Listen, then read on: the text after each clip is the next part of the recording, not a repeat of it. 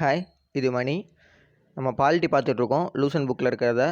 So last வீடியோவில் வந்து 1853 அந்த ஆக்ட் வரைய பார்த்தோம். அதான் சார்ட்டர் ஆக்டோட லாஸ்ட் அப்படின்னு சொல்லி பார்த்தோம். அதுக்கப்புறம் 1857 கிரேட் ரிவால்ட் நடந்தனால 1858ல் கொண்டு வந்த ஆக்டை வந்து கவர்மெண்ட் ஆஃப் இந்தியா ஆக்ட் அப்படின்னு சொல்கிறாங்க. போன வீடியோஸில் உள்ள ஃபீட்பேக்லாம் எடுத்துகிட்டு இந்த வீடியோவில் வந்து சில அப்டேட்ஸ் கொண்டு வந்திருக்கேன். ஃபஸ்ட்டு வந்து ஒவ்வொரு ஆக்ட்லேயும் இருக்கிற ஒவ்வொரு லைனையும் வந்து எக்ஸ்பிளைன் பண்ணிவிட்டு தென் அதை நோட்ஸ் மாதிரி கொடுத்துருக்கேன். அதை நோட்ஸ்னு சொல்ல முடியாது, ஒரு சம்மரின்னு வச்சுக்கலாம். ஓகேவா? அந்த சம்மரிலே சில எக்ஸ்ட்ரா பாயிண்ட்ஸும் இருக்கும். அதுக்கப்புறம் லாஸ்ட்டாக வந்து ப்ரீவியஸ் இயர் கொஷினில் என்னென்னலாம் கேட்டிருக்காங்க, எதெல்லாம் இம்பார்ட்டண்ட்டாக கேட்டிருக்காங்க அப்படிங்கிறதும் நான் இதிலேருந்து ஆட் பண்ணியிருக்கேன். ஸோ சப்ஜெக்ட்குள்ளே போகலாம். ஃபஸ்ட்டு வந்து கவர்மெண்ட் ஆஃப் இந்தியா ஆக்ட் 1858. ஓகேவா? So first point, British crown decided to assume sovereignty over India from East Indian company in an apparent consequence of revolt 1857. ஓகேவா? ஸோ 1857 ரிவால்ட்டோடைய விளைவுனால என்ன பண்ணிட்டாங்கன்னா, பிரிட்டிஷ் க்ரௌன் வந்து ஈஸ்ட் இந்தியா கம்பெனியோட இருக்கிற அந்த ஆளுமை, இறையாண்மை அது எல்லாத்தையும் வந்து டேக் ஓவர் பண்ணிட்டாங்க. ஓகேவா? ஸோ அது எதனாலனா சிப்பாய் மூட்டினால. அது எப்படி சொல்கிறாங்க அப்படின்னா, பிரிட்டிஷ் ஹிஸ்டாரியன்ஸ் தான் வந்து அதை வந்து சிப்பாய் மூட்டின்னு சொல்கிறாங்க. அதை எப்படி இன்னொன்று வந்து அதை வந்து எப்படி அதை ரிமெம்பர் பண்ணுறாங்கன்னா, first war of Indian independence அப்படின்னு சொல்லிக்கிறாங்க. ஓகேவா? ஸோ அதுக்கப்புறம் வந்து செகண்ட் வந்து the first statute for the governance of India under the direct rule for the British government was the Government of India Act 1858. ஓகேவா? ஸோ என்னென்னா, British direct ரூலோடைய first step தான், பிரிட்டிஷ் கவர்மெண்டோடைய டைரக்ட் ரூலோட first step தான் இந்த வந்து government of India act 1858. ஓகேவா? It provided for absolute imperial control over India. அப்சல்யூட்னு முழுமையாக, அதோட முழுமையான ஆட்சி அதிகாரத்தை வந்து கண்ட்ரோல் முழுமையாக வந்து இந்தியா மேலே கண்ட்ரோல் பண்ணது இந்த ஆக்ட் மூலியமாக தான். ஓகேவா? வித்தவுட் எனி பாப்புலர் பார்ட்டிசிபேஷன் இந்த அட்மினிஸ்ட்ரேஷன் ஆஃப் த கண்ட்ரி. ஓகேவா? ஸோ முன்னாடி வந்து எந்த அட்மினிஸ்ட்ரேஷன் இதுவும் இல்லாமல் டைரெக்டாக வந்து அதை வந்து கைப்பற்றிட்டாங்க இது பிரிட்டிஷ் கவர்மெண்ட். அதுக்கப்புறம் இந்த power of crown were to be exercised by the secretary of state for India assisted by council of 15 members. ஓகேவா? ஸோ அதுதான் வந்து கவுன்சில் ஆஃப் இந்தியான்னு சொல்கிறோம். போன ஆக்டில் 1853 ஆக்ட்லேயே வந்து இந்த கவுன்சில் ஆஃப் மினிஸ்டர்ஸை வந்து இந்தியன் கவுன்சில்னு சொல்லியிருப்பாங்க. ஆனால் அந்த கவுன்சிலில் வந்து அந்த லெஜிஸ்லேட்டிவ் கவுன்சிலில் வந்து 6 மெம்பர் தான் இருப்பாங்க. ஓகேவா? பட் இப்போ வந்து அதை வந்து ஆட் பண்ணி 15 மெம்பராக ஆக்கியிருக்காங்க. ஓகேவா? அது மட்டும் இல்லாமல் powers of the crown were to be exercised by the secretary of state அப்படின்னு ஒன்று வந்து இன்க்ளூட் பண்ணியிருக்காங்க. ஓகேவா? முன்னாடி கவர்னர் ஜென்ரல்னு இருந்துச்சு இல்லையா? இப்போ வந்து அது என்னென்னா செக்ரட்டரி ஆஃப் ஸ்டேட் அப்படின்னு சொல்லி மாற்றிருக்காங்க. ஓகேவா? ஆக்சுவலாக என்ன ஹிஸ்ட்ரியில் இருக்குன்னா, பர்மா, அதுக்கப்புறம் ஏடன், இந்தியா எல்லாத்துக்கும் சேர்த்து ஒரே ஆள் தான் செக்ரட்டரி ஆஃப் ஸ்டேட். ஓகேவா? அது எல்லாத்தையுமே கண்ட்ரோல் பண்ணி பிரிட்டிஷ் பார்லிமெண்ட்டுடைய பிரிட்டிஷ் பார்லிமெண்ட்டில் வந்து டைரெக்டாக அதோட ரெப்ரசன்டேட்டிவ் தான் வந்து இந்த செக்ரட்டரி ஆஃப் ஸ்டேட். அவங்களுக்கு கீழே வைஸ்ராய் இருப்பாங்க. அவங்க வந்து இந்தியாவோடைய மொத்தமாக இருக்கிறதுக்கு வைஸ்ராயின்னு பேர். ஓகேவா? அந்த கவர்னர் ஜென்ரல் அதெல்லாம் தூக்கிட்டாங்க. ஓகேவா? இப்போ கவர்னர் அப்படின்னு எதுக்கு இருப்பாங்கன்னா, இப்போ மெட்ராஸ் இருக்குது, பாம்பே இருக்குது, கல்கத்தா இருக்குன்னா இந்த 3க்கும் கவர்னர்ஸ் இருப்பாங்க. அவங்க யாருக்கு ரிப்போர்ட் பண்ணணும்னா வைஸ்ராய்க்கு ரிப்போர்ட் பண்ணுவாங்க. வைஸ்ராய் வந்து செக்ரட்டரி ஆஃப் ஸ்டேட்டுக்கு ரெஸ்பான்சிபிள். செக்ரட்டரி ஆஃப் ஸ்டேட் யாருக்கு ரெஸ்பான்சிபிள்னா பிரிட்டிஷ் பார்லிமெண்ட்டுக்கு ரெஸ்பான்சிபிள். ஓகேவா? ஸோ இதுதான் வந்து ஹைரார்கி கீழேருந்து மேலே வரையும். சரியா? ஸோ அப்படி பார்த்தோம்னா வந்து இந்த மொத்த பவரும் யாருக்கு கொடுத்துருக்காங்க அப்படின்னா செக்ரட்டரி ஆஃப் ஸ்டேட்டுக்கு தான் கொடுத்துருக்காங்க. ஓகேவா? அதுக்கப்புறம் இந்த country was divided into provinces headed by governors. நான் சொன்னேன் இல்லையா? ஸோ கண்ட்ரியை வந்து ப்ராவின்சஸாக வந்து டிவைட் பண்ணியிருக்காங்க. அதை வந்து நிர்வகிக்கிற வந்து கவர்னர் ஆர் லெஃப்டினன்ட் கவர்னர். ஓகேவா? Aided by his executive council. அவங்களுக்கு கீழே வந்து எக்ஸிக்யூட்டிவ் கவுன்சில்ஸ் இருப்பாங்க. ஓகேவா? The provincial governments had to function under the superintendence, direction and control of governor generals in all matters. ஓகேவா? ஸோ ப்ரொவின்ஷியல் கவர்மெண்ட் அப்படின்னா வந்து ஒன்றும் கிடையாது. இப்போது பாம்பே, மெட்ராஸ், கல்கத்தாலாம் இருக்கு இல்லையா? ஸோ அவங்களாம் யாருக்கு கீழே வருவாங்க அப்படின்னா டோட்டல் கண்ட்ரோல் ஆஃப் கவர்னர் ஜென்ரலுக்கு கீழே வருவாங்க. ஓகேவா? பட் அல்டிமேட் பவர் வைஸ்ராய் தான். ஓகேவா?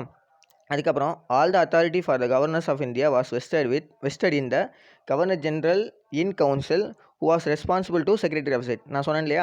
ஸோ ரெஸ்பான்சிபிள் டு இந்த கவர்னர் ஜென்ரல்லாம் கவுன்சிலில் இருக்க கவர்னர் ஜென்ரல்லாம் யாருக்கு ரெஸ்பான்சிபிள்னா செக்ரட்டரி ஆஃப் ஸ்டேட்டுக்கு ரெஸ்பான்சிபிள். ஓகேவா? மற்றபடி எல்லா அத்தாரிட்டியும் வந்து எல்லா பவரும் வந்து யார் கையில் இருக்கும்? இப்போ நீங்கள் ஜென்ரலாக இது எப்படி தெரியுமா? இப்போ எல்லா பவரும் வந்து பிரைம் மினிஸ்டர் கையில் இருக்கும். பட் ஏதாவது ஆக்ட் எதுவும் பாஸ் பண்ணணும்னா என்ன பண்ணணும்? பிரசிடென்ட்டோடைய சைன் வேணும். அதே மாதிரி தான் எல்லா பவர் எல்லாமே வந்து கவர்னர் ஜென்ரல் தான் இருக்கும். பட் அவங்க யாருக்கு ரிப்போர்ட் பண்ணணும் அப்படின்னா செக்ரட்டரி ஆஃப் ஸ்டேட். ஓகேவா? அதுக்கப்புறம் secretary of state was ultimately responsible to British parliament. அவர் யாருக்கு ரெஸ்பான்சிபிள்னா பிரிட்டிஷ் பார்லிமெண்ட்டுக்கு ரெஸ்பான்சிபிள். ஓகேவா? ஸோ இந்த ஆக்ட் இதோட முடியுது. ஸோ அடுத்த ஆக்ட் பார்க்கலாம். Indian council act 1861. ஓகேவா? This is an important landmark in the constitutional history of India. ஓகேவா, இது ஜென்ரலாக சொல்லியிருக்காங்க இம்பார்ட்டன்ட் லேண்ட்மார்க்னு சொல்லிட்டு. By this act the powers of ground were to be exercised by the secretary of state for India, இது நமக்கு தெரிஞ்சது தான். Assisted by council of 15 members, இது நமக்கு தெரிஞ்சது தான். ஓகேவா, தெரிஞ்சதான் சொல்லியிருக்காங்க. ஓகேவா, the secretary of state who was responsible to the British parliament governed India through governor general assisted by executive council. இந்த ஃபஸ்ட் பாயிண்ட் வந்து நமக்கு தெரிஞ்சதான் சொல்லியிருக்காங்க. ஓகேவா, செக்ரட்டரி ஆஃப் ஸ்டேட் வந்து யாருக்கு ரெஸ்பான்சிபிள்னா பிரிட்டிஷ் பார்லிமெண்ட்டுக்கு. அந்த அது கவர்ன்டு இந்தியாவை கவர்ன் பண்ணுறாரு, இந்தியாவை வந்து ஆட்சி பண்ணுறாரு த்ரூ த கவர்னர் ஜெனரல் மூலியமாக. அந்த கவர்னர் ஜெனரலை அசிஸ்ட் பண்ணுறது யார்? Executive council. ஓகேவா, ஸோ அடுத்த பாயிண்ட் பார்க்கலாம். This act enable the governor general to associate representative of Indian people with the work of legislation by nominating them to his expanded council. Okay, இதுதான் ரொம்ப முக்கியம். அந்த முன்னாடி சொன்ன இம்பார்ட்டன்ட் லேண்ட்மார்க் அப்படின்னு சொல்கிறாங்களே, அதுதான் அதுக்குரிய அந்த இம்பார்ட்டன்ட் லேண்ட்மார்க் என்ன அப்படின்னா இந்த பாயிண்ட் தான். ஓகேவா, என்னென்னா நம்ம இந்தியன்ஸை வந்து அவங்களுடைய கவுன்சில் இருக்குல்லையா, அந்த எக்ஸிக்யூட்டிவ் கவுன்சில் இருக்குல்லையா, அதில் வந்து இந்தியன்ஸுக்கும் இடம் கொடுக்கணும். ஏதாவது ஒரு டிசிஷன் எடுக்கணும்னா அவங்களுடைய ஒப்பீனியன் கேட்குறதுக்காண்டி ஒரு 2-3 பேர் நாமினேட் பண்ணலாம் அப்படின்னு சொல்லி, அதாவது வந்து என்ன போட்டிருக்காங்க, Indian people with the work of legislation by nominating them. லெஜிஸ்லேஷனில் அவங்களுடைய பங்கு இருக்கலாம். அதுக்கு வந்து எப்படின்னா எலெக்ஷன் கிடையாது, நாமினேஷன் மூலிமா. அதாவது கவர்னர் ஜெனரல் யார் விருப்பப்பட்டு நீங்கள் வாங்கப்பா அப்படின்னு சொல்லி நாமினேட் பண்ணுறாங்களோ அவர் வரலாம். ஓகேவா, அதுக்கப்புறம் this act provided that the governor general's executive council should include certain additional non-official members also while transacting legislative business as a legislative council. ஓகேவா, ஸோ அந்த தான், அதாவது வந்து ஆக்ட் ப்ரொவைடுனா கவர்னர் ஜெனரல் வந்து அடிஷ்னல் நான் அஃபிஷியல் மெம்பர், அதான் நான் சொன்னாலே அதை நாமினேட் பண்ணுவாங்களா, அவங்கள தான் அடிஷ்னல் நான் அஃபிஷியல் மெம்பர்னு சொல்கிறாங்க. அஃபிஷியல் மெம்பர் அப்படின்னா என்னென்னா பிரிட்டிஷ் கீழே வரவங்க தான் அஃபிஷியல் மெம்பர். நான் அஃபிஷியல் மெம்பர்னா நம்ம இந்தியாவிலேருந்து வரவங்க தான் நான் அஃபிஷியல் மெம்பர். ஓகேவா, so while transacting legislative business அப்படின்னா டிரான்சாக்டிங் அப்படின்னா நடைமுறைப்படுத்துறது. ஸோ லெஜிஸ்லேட்டிவில் வந்து அதாவது இது சட்டத்தை இயற்றுறது, இந்த இதில் வந்து ஏதாவது வந்து ஒரு விஷயத்தை வந்து நடைமுறைப்படுத்துறதுல வந்து அவங்களே அடிஷனலாக அவங்களே இன்க்ளூட் பண்ணுறது, அதாவது இந்தியன் மெம்பர்ஸ் இன்க்ளூட் பண்ணுறதுக்கான பவர் வந்து யார்கிட்ட இருக்குன்னா கவர்னர் ஜெனரல்கிட்ட இருக்குது. ஓகேவா, பட் அதே பாயிண்ட் சொல்கிறேன். But this legislative council was neither representative not deliberative in any sense. ஓகேவா, ஸோ இந்த டெலிபரேட்டிவ் அப்படின்னா என்னென்னா ஒரு தீர்மானம் பண்ணுறது, ஒரு கொஸ்டின் கேட்குறது, ஒரு ஆராய்ச்சி பண்ணுறது, அப்படி தான் வந்து அதை தான் டெலிபரேட்டிவ்னு சொல்லுவோம். ஸோ என்னென்னா இந்த லெஜிஸ்லேட்டிவ் கவுன்சில் வந்து அதை அவங்க வந்து ஒரு ரெப்ரசன்டேட்டிவ்னா என்ன அர்த்தம்? இப்போ நம்ம எம்எல்ஏ என்ன சொல்கிறோம், மெம்பர் ஆஃப் லெஜிஸ்லேட்டிவ் அசம்பிளி வந்து பீப்புள் ரெப்ரசன்டேட்டிவ்னு சொல்கிறோம். நம்மளாக்காண்டி ஒருத்தர் நம்ம தேர்ந்தெடுக்கணும்னா நம்ம இந்த ஊரில் இருக்க மக்கள்லாம் வந்து மக்களை ரெப்ரசன்ட் பண்ணி அவர் அங்கே போகிறாரு. ஓகேவா, ஸோ அந்த மாதிரி அவங்க போகல இல்லையா, எலெக்ஷன் மூலிமா போகல. ஸோ அதுதான் வந்து என்ன சொல்கிறாங்கன்னா அவங்க ரெப்ரசன்டேட்டிவ் கிடையாது, ஒரு மக்களை ரெப்ரசன்ட் பண்ணவங்க கிடையாது, நெய்தர் அதுவும் கிடையாது, நான் டெலிபரேட்லி. சரி, அப்படி இல்லைப்பா ரெப்ரசன்ட் பண்ணலை, பட் டெலிபரேஷன் என்னது, அட்லீஸ்ட் அவங்களுக்கு ஒரு பவர் இருக்கணும் இல்லையா, ஏதாவது வந்து அவங்க சொல்கிறத கேட்கணும் இல்லையா, அப்படியும் கிடையாது. சும்மா ஏதோ கொடுத்துருக்காங்க அப்படிங்கிற போஸ்ட்டில் அவங்க இருக்காங்க, அவ்வளோதான். ஓகேவா, பட் என்ன விஷயம்னா இந்தியன்ஸுக்கு கொடுத்துருக்காங்க அப்படிங்கிறதான் இங்கே முக்கியம். எந்த ஆக்டில் கொடுத்தாங்க, ஃபஸ்ட்டு வந்து இந்தியன்ஸை வந்து நாமினேட் பண்ணுற எந்த ஆக்ட்னா இந்த ஆக்ட் தான். ஓகேவா, ஸோ அதை ஞாபகம் வச்சுக்கணும். Then it decentralised the legislative powers of governor general's council and vested them இந்த governments of Bombay and Madras. ஓகேவா, ஸோ டீசென்ட்ரலைசேஷன் என்னென்னா ஒரு ஆள் கையிலே அதிகமான பவர் இல்லாமல் அதை வந்து பிரித்து கொடுக்குறது. ஓகேவா, ஸோ அதான் டீசென்ட்ரலைசேஷன். ஸோ அந்த மாதிரி வந்து கவர்னர் ஜெனரல் கவுன்சிலில் மட்டுமே இல்லாமல் அண்ட் வெஸ்டட் தம்னா வந்து வெஸ்டட்னா என்னென்னா இப்போ I'm vested with this powers அப்படின்னா எனக்கு இந்த ஆட்சி அதிகாரம்லாம் கொடுத்துருக்காங்க அப்படிங்கிற மீனிங் தான். ஓகேவா, ஸோ வெஸ்டட் தம் என்ன போட்டிருக்கு, decently legislative powers of governor general council. So governor ஜெனரலுடைய பவர்ஸ் லெஜிஸ்லேட்டிவ் பவர்ஸ் எல்லாத்தையுமே வந்து டீசென்ட்ரலைஸ் பண்ணி அதை யாருக்கு கொடுக்குறாங்க, vested them in governments of Bombay and Madras. ஓகேவா, மெட்ராஸ் அண்ட் பாம்பேக்கும் பிரித்து கொடுக்குறாங்க. ஓகேவா, ஸோ இந்த ஆக்ட் இதோட முடிஞ்சிருச்சு. அதுக்கப்புறம் வந்து இந்தியன் கவுன்சில் ஆக்ட் 1892. ஓகேவா, ஸோ இதில் ஃபஸ்ட் பாயிண்ட் வந்து the non official members of Indian legislative council were to be nominated by the Bengal chamber of commerce and provincial legislative council. ஓகேவா, ஸோ இது அப்படின்னு படிக்கலாம். அதுக்கப்புறம் நான் இப்போ சொல்கிறேன். ஸோ என்னென்னா இப்போ நான் அஃபிஷியல் மெம்பர்ஸ் அப்படின்னா நான் சொன்னேன் இல்லையா, அந்த நாமினேட் பண்ணுவாங்க கவர்னர் ஜெனரல் அப்படின்னு சொல்லி சொன்னேன் இல்லையா. ஸோ அவங்க வந்து முன்னாடி வந்து யார் நாமினேட் பண்ணால் கவர்னர் ஜெனரல் நாமினேட் பண்ணுவார். இப்போ அதுக்கு வந்து 2 பேர் நாமினேட் பண்ணுறாங்க. யாருன்னா பெங்கால் சேம்பர் ஆஃப் காமர்ஸ் அந்த ஒரு ஆட்களும், ஓகேவா, அந்த ஒரு இன்ஸ்டிடியூஷன் வச்சுக்கோங்க. ஓகேவா, அவங்களும் பெங்கால் சேம்பர் ஆஃப் காமர்ஸும் நாமினேட் பண்ணுறாங்க. அதுக்கப்புறம் வந்து ப்ரொவின்சியல் லெஜிஸ்லேட்டிவ் கவுன்சில் அவங்களும் நாமினேட் பண்ணுறாங்க. அப்படின்னா என்னென்னா ப்ரொவின்சியல் லெஜிஸ்லேட்டிவ் கவுன்சில்னால் இப்போ நம்ம இங்கே இருக்கிற இது மாதிரி, அதாவது சட்டமன்றம் மாதிரி. சென்ட்ரல் லெஜிஸ்லேட்டிவ் கவுன்சில் என்னென்னா மேலே இருக்க நாடாளுமன்றம் மாதிரி, பார்லிமெண்ட் மாதிரி. ஓகேவா, பிரதமர் இவங்களாம் இருக்காங்களே, ஸோ அந்த நாடாளுமன்றம் மாதிரி இங்கே இருக்க சட்டமன்றம் மாதிரி தான் இந்த ப்ரொவின்ஷியல், அதாவது பாம்பே, மெட்ராஸு, கல்கத்தாவில் இருக்கிற இதுக்கு பேர் வந்து சட்டமன்றத்துக்கு பேர் வந்து ப்ரொவின்ஷியல் லெஜிஸ்லேட்டிவ் கவுன்சில். ஓகேவா?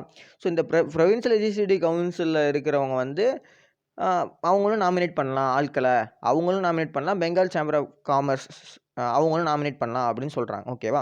ஸோ இப்போ மிச்ச லைனில் பார்ப்போம். While the non official members of provincial council were to be nominated by certain local bodies such as universities, district boards, municipalities, zamindars. ஓகேவா?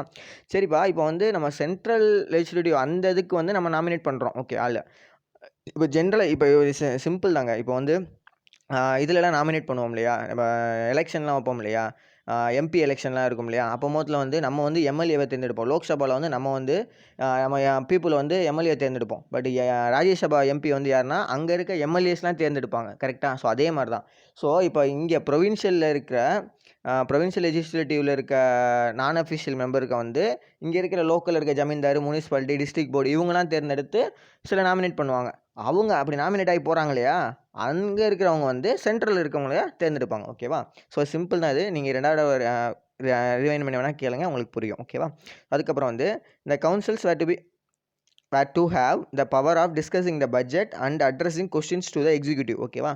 ஸோ இப்போ புதுசாக என்னென்னா இந்த கவுன்சில் இந்த இதில் ப்ரொவின்ஷியல் லெஜிஸ்லேட்டிவில் அப்பாயிண்ட் ஆகி போகிறாங்க இல்லையா, அவங்க வந்து பட்ஜெட் டிஸ்கஷனில் வந்து அவங்கள உட்கார வச்சாங்க. ஓகேவா? அதுக்கு முன்னாடி வரையும் பட்ஜெட் டிஸ்கஷன் அவன் சொல்கிறது தான் பட்ஜெட்டு, பிரிட்டிஷ்காரன் சொல்கிறது தான் பட்ஜெட்டு. ஓகேவா?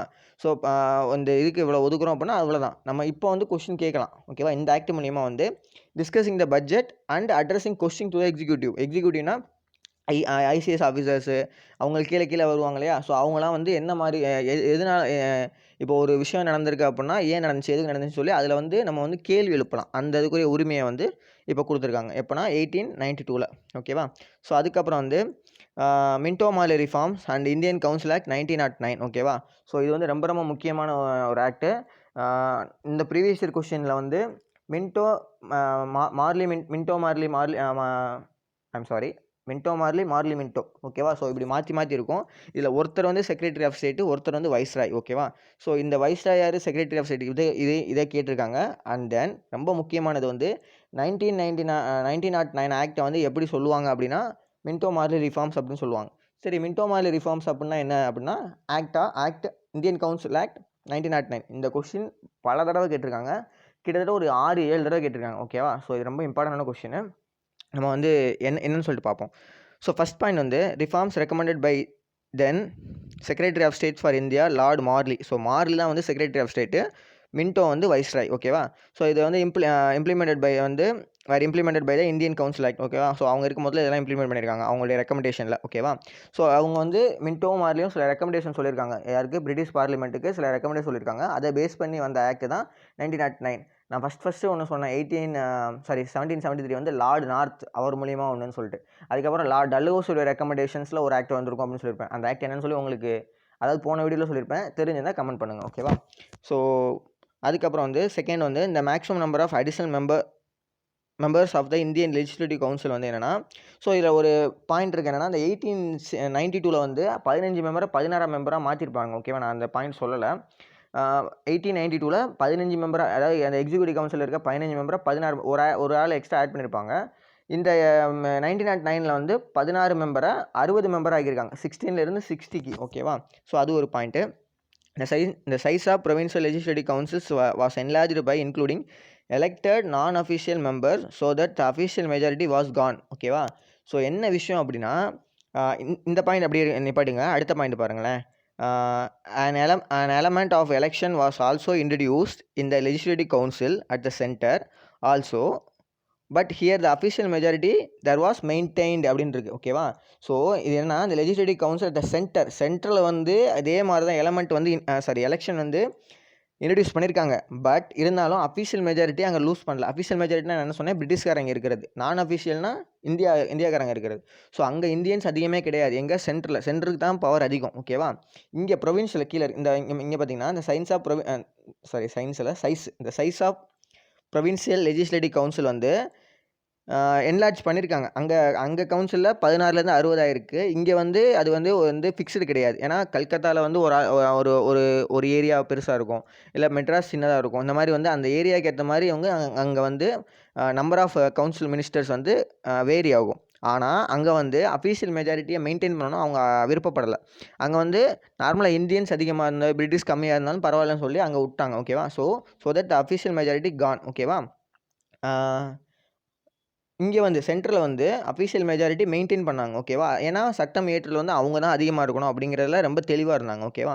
ஸோ அதுக்கப்புறம் இந்த legislative councils were empowered to move resolution on the budget and on any matter of public interest except certain specified subjects such as armed forces, foreign affairs and Indian states. ஓகேவா? So சில விஷயங்களில் வந்து நமக்கு வந்து நம்ம கேள்வி எழுப்பலாம், நம்ம வந்து ரெசல்யூஷன் பாஸ் பண்ணுற மாதிரி இருந்துச்சு ப்ரொவின்ஸில். பட் ப்ரொவின்ஸ்லேயுமே வந்து சில ரெஸ்ட்ரிக்ஷன்ஸ் இருந்துச்சு. இப்போ இது சிம்பிளாக பண்ணிங்கன்னா வச்சுக்கோங்களேன், centre list, state list, union list அப்படின்னு இருக்குது. ஓகேவா? இப்போது நீங்கள் பாலிட்டி நம்ம பின்னாடி பார்க்கும் போதில் படிப்போம். ஓகேவா? Sorry union list, state list, concurrent லிஸ்ட்டுன்னு இருக்குது. ஓகேவா? யூனியன் லிஸ்ட்னால் அதில் வந்து நாடாளுமன்றம் மட்டும்தான் அதுக்கு வந்து இது பண்ண முடியும். இப்போ இந்த நியூக்ளியர் இது அந்த இதுக்கெலாம் வந்து சட்டமன்றம் எதுவுமே பண்ண முடியாது.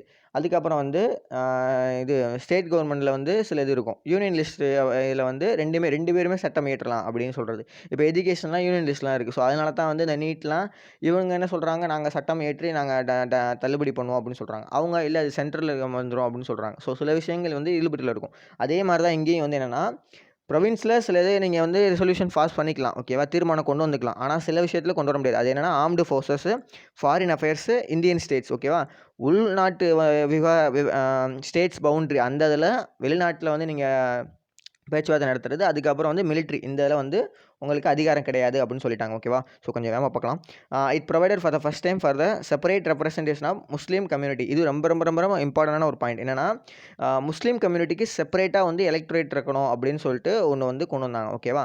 ஸோ இந்த எலெக்ஷன் நான் சொன்னேன் இல்லையா, அந்த ப்ரொவின்ஷியல் லெஜிஸ்லேட்டிவ் கவுன்சிலில் வந்து எலெக்ஷன் கொண்டு வந்தாங்கன்னு சொன்னோம் இல்லையா இந்த இது. ஸோ இந்த இதில் வந்து செப்பரேட்டாக வந்து முஸ்லீமுக்கும் வந்து தனியாக அவங்க கேட்டகரிக்கு ஏற்ற மாதிரி சர்டைன் சீட்ஸ் ஒதுக்கணும் அப்படின்னு கொண்டு வந்தது வந்து இது. ஓகேவா? இது அவங்களுடைய வெல்ஃபேரை பேஸ் பண்ணி இல்லை, முஸ்லீம் வந்து உயர்க்கணும் அப்படிங்கிற பேஸ் பண்ணி இல்லை, நம்மளை வந்து பிரிக்கணும், டிவைட் அண்ட் ரூல் பாலிசியில் பிரிக்கணும் அப்படிங்கிற ஒரு நோக்கத்தில் தான். ஓகேவா? ஸோ இப்போ அடுத்தது வந்து அந்த சம்மரியாக ஷார்ட்டாக பார்ப்போம். ஸோ இது கொஞ்சம் சைஸ் இதாக இருக்கும். ஐ மீன் கரெக்டாக இருக்கும்னு நம்புகிறேன். ஸோ 1858 பார்த்தீங்கன்னா கவர்னர் ஜெனரல் ஆஃப் இந்தியாவிலேருந்து வைஸ்ராயாக மாற்றிட்டாங்க. ஸோ ஃபஸ்ட்டு வைஸ்ராய் யாருன்னா லார்ட் கேனிங். செகண்ட் வந்து என்னென்னா இந்த board of control, court of director எல்லாத்தையும் தூக்கிட்டாங்க. ஓகேவா? அதுக்கப்புறம் புதுசாக ஒரு நியூ ஆஃபீஸ் வந்திருக்கு, அதுதான் செக்ரட்டரி ஆஃப் ஸ்டேட்டு. அவர் யாருன்னா பிரிட்டிஷ் கேபினெட்டில் இருப்பார் இல்லையா, அதில் ஒருத்தவர் தான் இங்கே வந்து செக்ரட்டரி ஆஃப் ஸ்டேட்டாகவும் இருப்பார். ஓகேவா? அவர் direct responsible to British government. அதுக்கப்புறம் வந்து அந்த கவுன்சில்னு சொன்னேன் இல்லையா, ஒரு கவுன்சில் எக்ஸிக்யூட்டிவ் கவுன்சில்னு சொல்லிட்டு. ஸோ அதில் வந்து ஒரு சேர்மன் 15 மெம்பர் இருப்பாங்க. அதில் ஒரு சேர்மன், அந்த சேர்மன் யாருன்னா செக்ரட்டரி ஆஃப் ஸ்டேட். ஓகேவா? அதுக்கப்புறம் 1861 வந்து இவர் வைஸ்ராய் வந்து நாமினேட் பண்ணுவார். ஓகேவா? ஸோ 3 நான் அஃபீஷியல் மெம்பர் நான் சொன்னேன் இல்லையா, நான் ஃபஸ்ட்டு அந்த ஆக்ட் தான் 1861 ஆக்ட் தான் வந்து நமக்கு வந்து லேண்ட்மார்க் அப்படின்னு சொல்லி ஒரு இது சொன்னோம்னா, அது என்னென்னா புதுசாக நமக்கு இந்தியன்ஸே நாமினேட் பண்ணுறது அப்படின்னு. ஸோ அது வந்து 1861 வந்த ஆக்ட் 1862 நம்மளுக்கு வந்து நாமினேட் பண்ணுவாங்க.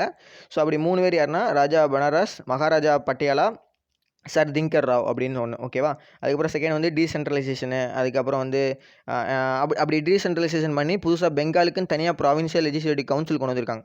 பெங்காலுக்குன்னு தனியாக இருந்துச்சு, பாம்பேக்குன்னு இருந்துச்சு, மெட்ராஸுக்குன்னு இருந்துச்சு. ஸோ பெங்காலுக்கு கொண்டு வந்த இயர் வந்து 1862. அதுக்கப்புறம் போர்ட்ஃபோலியோ சிஸ்டம் சொல்லி ஒன்று இருக்கும், அது 1859 கொண்டு வந்தாங்க. அதை கொண்டு வந்தது வந்து லார்ட் கேனிங். ஓகேவா?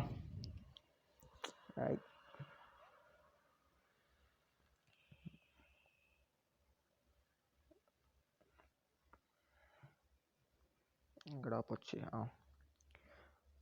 அதுக்கப்புறம் வந்து 1892 வந்து ஃபஸ்ட்டு வந்து நான் அஃபிஷியல் மெம்பர் அந்த நாமினேஷனில் இருந்து நம்ம வந்து ஃபஸ்ட்டு வந்து வைஸ்ராய் தான் இவர் செக்ரட்டரி ஆஃப் ஸ்டேட் தான் அவர் வந்து நாமினேட் பண்ணுவாங்க சொன்னோம். அதுக்கப்புறம் 1892 வந்து பெங்கால் சேம்பர் ஆஃப் காமர்ஸும் ப்ரொவின்ஷியல் லெஜிஸ்லேட்டிவ் கவுன்சில் அங்கே இருக்கிற நான் அஃபிஷியல் மெம்பர்ஸும் நாமினேட் பண்ணலாம் அப்படின்னு சொல்லிட்டோம். அதுக்கப்புறம் கவுன்சிலில் வந்து பட்ஜெட்டை பற்றி டிஸ்கஸ் பண்ணுறதுக்கும், அதுக்கப்புறம் எக்ஸிக்யூட்டிவில் கொஸ்டின் ரைஸ் பண்ணுறதுக்கும் இதுக்கு இப்போ வந்து அலோவ் பண்ணாங்க கவுன்சிலில் இருக்கிறவங்களுக்கு. அதுக்கப்புறம் வந்து இங்கே வந்து வெறும் நாமினேஷன் மட்டும்தான், எலெக்ஷன் கிடையாது. அதனால தான் எலெக்ஷனை தப்பு போட்டு நாமினேஷன் கரெக்ட் போட்டிருக்கேன். இந்த ஆக்டில் வந்து 15லேருந்து 16 ஆக்கியிருப்பாங்க. ஓகேவா? மெம்பர்ஸை. அதுக்கப்புறம் 1909 மார்லி மின்டோ ரிஃபார்ம்ஸு. ஸோ இது வந்து 16லேருந்து 60 மாற்றிருப்பாங்க. ப்ரொவின்ஸில் வந்து நம்பர் ஆஃப் மெம்பர்ஸ் வந்து நாட் ஃபிக்ஸடாக கிடையாது. அதுக்கப்புறம் அஃபிஷியல் மெஜாரிட்டி வந்து சென்ட்ரலில் வந்து பிரிட்டிஷோட இந்தியன்ஸ் வந்து அதிகமாக இருப்பாங்க. அதே இது ப்ராவின்ஸில் வந்து இந்தியன்ஸ் தான் அதிகமாக இருப்பாங்க, ஏன்னா அங்கே எலெக்ஷன் இருக்கனால. அதுக்கப்புறம் வந்து இந்தியன் இன் எக்ஸிக்யூட்டிவ் கவுன்சில் வந்து வைஸ்ராய், அதாவது வந்து இது ஒரு முக்கியமான கொஸ்டின் வந்து என்னென்னா, வைஸ்ராயோட எக்ஸிக்யூட்டிவ் கவுன்சிலில் ஃபஸ்ட் டைம் வந்து இந்தியனை வந்து ரெப்ரசென்ட் பண்ணலாம், இந்தியன்ஸ் வரலாம் அப்படின்னு சொல்லியிருப்பாங்க. ஓகேவா? ஸோ அப்படி ஃபஸ்ட்டு வந்து யாருன்னா சத்யபிரதா சின்ஹா. ஓகேவா? அவரை வந்து லா மெம்பராக வந்து ஃபஸ்ட்டு வந்து அப்பாயின்ட் பண்ணியிருப்பாங்க. அதுக்கப்புறம் செப்பரேட் எலக்ட்ரோடு வந்து முஸ்லீமுக்கு, லார்டு மின்டோ வந்து ஃபாதர் ஆஃப் கம்யூனல் எலக்ட்ரோடு அப்படின்னு சொல்கிறாங்க. ஸோ நான் இப்போ காமிச்சது எல்லாமே என்னென்னா எக்ஸ்ட்ரா பாயிண்ட்ஸு ப்ளஸ் வந்து கொஞ்சம் ஷார்ட் நோட்டாக அவங்க ஒருத்தவங்க வந்து நோட்ஸ் கேட்டிருந்தாங்க. ஸோ அதனால் அப்படி சொல்லியிருக்கேன். அதுக்கப்புறம் 20 மினிட்ஸ் ஆச்சு. அதுக்கப்புறம் ப்ரீவியஸ் இயர் கொஸ்டின் பார்க்கலாம். ஃபஸ்ட்டு வந்து என்னென்னா, இந்த ராயல் தர்பார் நடந்திருக்கும். அதாவது வந்து குவீனுக்கு கீழே தான் வந்து விக்டோரியா குவீன் ப்ரோக்ளமேஷன் அப்படின்னு சொல்லுவாங்க. அந்த மீட்டிங் வந்து எங்கே நடந்திருக்கும்னா அலகாபாத் 1858 நவம்பர் 1 நடந்திருக்கும். லார்ட் கேனிங் தான் அந்த மீட்டிங்கை வந்து ஆர்கனைஸ் பண்ணுவார். ஏன்னா அவர் தான் அப்போ வந்து வைஸ்ராயி. ஸோ அப்படி ஆர்கனைஸ் பண்ணுவார். ஸோ அதுக்கப்புறம் வந்து டெரிட்டோரியல் டிவிஷன் ஆஃப் கவர்னன்ஸ். ஓகேவா? நான் ஃபஸ்ட்டே சொல்லியிருப்பேன் டெரிட்டோரியல் கவர்னன்ஸ் அப்படின்னு சொல்லியிருப்பேன். நீங்கள் வீடியோ முன்னாடி போய் பாருங்கள். அந்த இதை வந்து ஃபஸ்ட்டு கொண்டு வந்த ஆக்ட் எதுனா 1858. அதுக்கப்புறம் வந்து கல்கத்தா, பாம்பே, மெட்ராஸில் வந்து தனியாக ஹைகோர்ட். கல்கத்தாவில் சுப்ரீம் கோர்ட் வந்தது 1774. பட் கல்கத்தா, பாம்பே, மெட்ராஸில் தனித்தனியாக ஹைகோர்ட் வந்தது வந்து 1861. ஆக்சுவலாக 1862 வந்திருக்கும். எந்த ஆக்ட் மூலியமான 1861. ஓகேவா? அதுக்கப்புறம் ஐசிஎஸ் ஆக்ட் வந்து 1861. 1853 வந்து ஓப்பன் காம்படிஷன் டு ஆல் இந்தியன்ஸும் எழுதலாம் அப்படின்னு சொன்னது வந்து 1853. பட் அதுக்கான ஒரு தனியாக ஆக்ட் போட்டு இந்தியன் சிவில் சர்வீசஸ் ஆக்ட் அப்படின்னு சொல்லி போட்டது வந்து என்னென்னா 1861. ஓகேவா? அதுக்கப்புறம் செப்பரேட் எலக்ட்ரோட்ஸு, கம்யூனல் இந்த கம்யூனல் எலக்ட்ரோட்ஸ்னு கேட்கலாம், செப்பரேட் எலக்ட்ரோட்ஸ்னு கேட்கலாம். 1909. ஓகேவா? அதுக்கப்புறம் first representation of Indian in legislation அப்படின்னா 1909. அப்படி வந்தவர் தான் சத்யபிரதா சின்ஹா. ஓகேவா? ஸோ இந்த இதில் வந்து இந்த ப்ரீவியஸ் இயர் கொஸ்டினில் வந்து அந்த மின்டோ மார்லி ரிஃபார்ம்ஸ்னால் என்னது, எந்த ஆக்ட் அப்படின்னு கேட்டதும், இல்லை ஆக்ட் ஆஃப் 1909 வந்து எப்படி சொல்லலாம் அப்படின்னு கேட்டது வந்து பல தடவை கேட்டிருக்காங்க. அதே மாதிரி தான் இந்த செப்பரேட் எலக்ட்ரோட் இதுவும் ரொம்ப தடவை கேட்டிருக்காங்க. ஓகேவா? ஸோ முடிஞ்ச அளவுக்கு எனக்கு தெரிஞ்ச அளவுக்கு வேகமாக சொல்லி நோட்ஸ்லாம் கொடுத்து ப்ரீவியஸ் இயர் கொஸ்டினும் அனலைஸ் பண்ணி உங்களுக்கு கொடுத்துட்டேன். கொஞ்சம் டைம் எடுக்க தான் செஞ்சு 22 நிமிஷம் ஆச்சு. இனிமேல் வந்து டைமை கம்மி பண்ண பார்க்குறேன். இவ்வளோ நேரம் பொறுமையாக கேட்டதுக்கு ரொம்ப தேங்க்ஸ். Thank you so much.